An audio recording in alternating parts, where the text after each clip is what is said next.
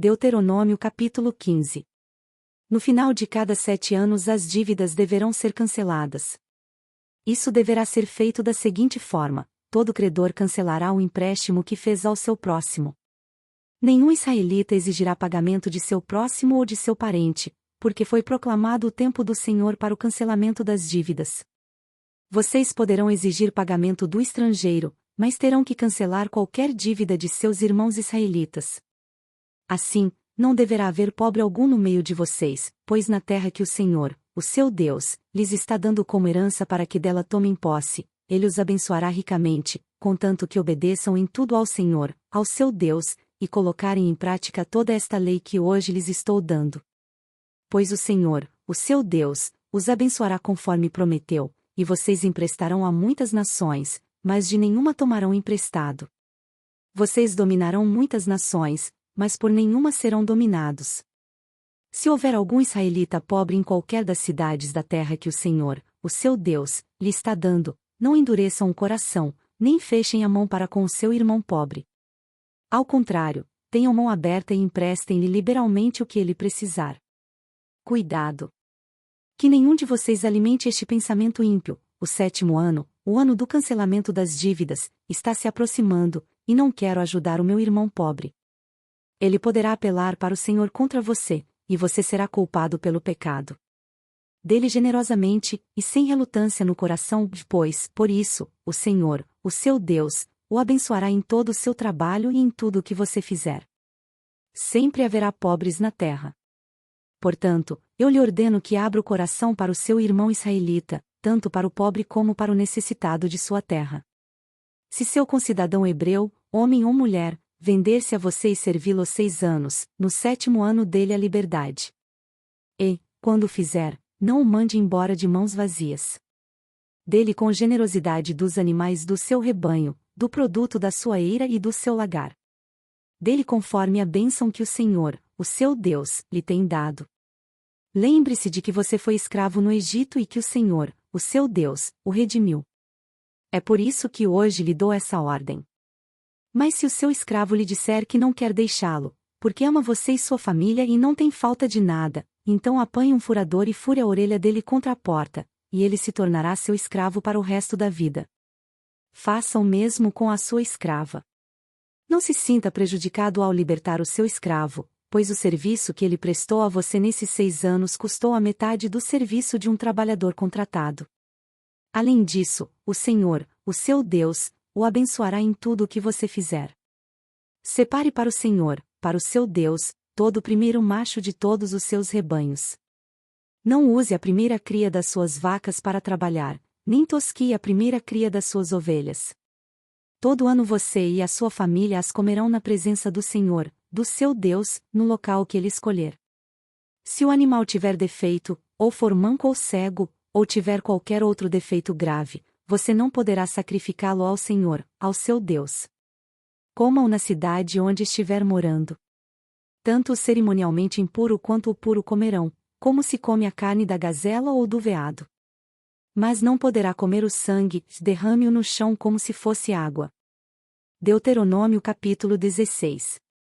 Observem o mês de Abibe e celebrem a Páscoa do Senhor, do seu Deus, pois no mês de Abibe, de noite, ele os tirou do Egito. Ofereçam como sacrifício da Páscoa ao Senhor, ao seu Deus, um animal dos rebanhos de bois ou de ovelhas no local que o Senhor escolher para a habitação do seu nome.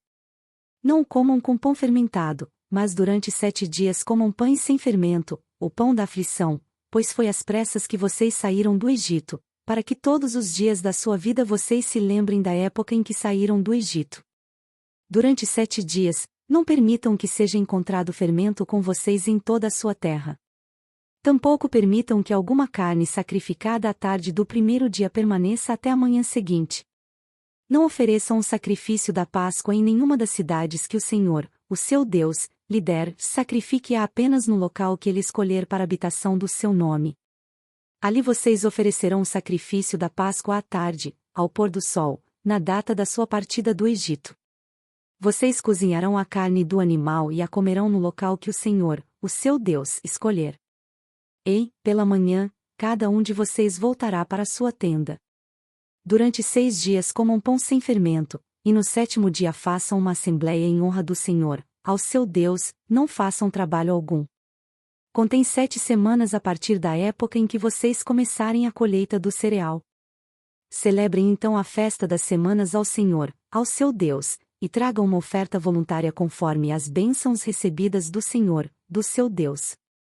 E alegrem-se perante o Senhor, o seu Deus, no local que ele escolher para a habitação do seu nome, junto com os seus filhos e as suas filhas, os seus servos e as suas servas, os levitas que vivem na sua cidade, os estrangeiros, os órfãos e as viúvas que vivem com vocês.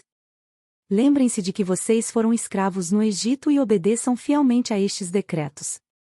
Celebrem também a festa das cabanas durante 7 dias, depois que ajuntarem o produto da eira e do lagar. Alegrem-se nessa festa com os seus filhos e as suas filhas, os seus servos e as suas servas, os levitas, os estrangeiros, os órfãos e as viúvas que vivem na sua cidade. Durante 7 dias celebrem a festa, dedicada ao Senhor, ao seu Deus, no local que o Senhor escolher. Pois o Senhor, o seu Deus, os abençoará em toda a sua colheita e em todo o trabalho de suas mãos, e a sua alegria será completa.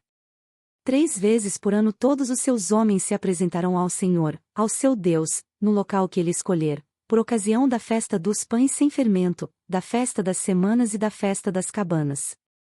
Nenhum deles deverá apresentar-se ao Senhor de mãos vazias, cada um de vocês trará uma dádiva conforme as bênçãos recebidas do Senhor, do seu Deus. Nomeiem juízes e oficiais para cada uma de suas tribos em todas as cidades que o Senhor, o seu Deus, lhes dá, para que eles julguem o povo com justiça. Não pervertam a justiça nem mostrem parcialidade.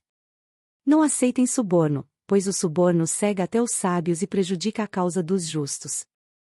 Siga única e exclusivamente a justiça, para que tenham vida e tomem posse da terra que o Senhor, o seu Deus, lhes dá. Não ergam nenhum poste sagrado além do altar que construírem em honra do Senhor, do seu Deus, e não levantem nenhuma coluna sagrada, pois isto é detestável para o Senhor, o seu Deus. Deuteronômio capítulo 17. Não sacrifiquem para o Senhor, o seu Deus, um boi ou uma ovelha que tenha qualquer defeito ou imperfeição, disso seria detestável para ele. Se um homem ou uma mulher que vive, numa das cidades que o Senhor lhes dá, for encontrado fazendo o que o Senhor, o seu Deus, reprova, violando a sua aliança, e, desobedecendo ao meu mandamento, estiver adorando outros deuses, prostrando-se diante deles, ou diante do sol, ou diante da lua, ou diante das estrelas do céu, e vocês ficarem sabendo disso, investiguem o caso a fundo. Se for verdade e ficar comprovado que se fez tal abominação em Israel, levem o homem ou a mulher que tiver praticado esse pecado à porta da sua cidade e apedreje-o até morrer.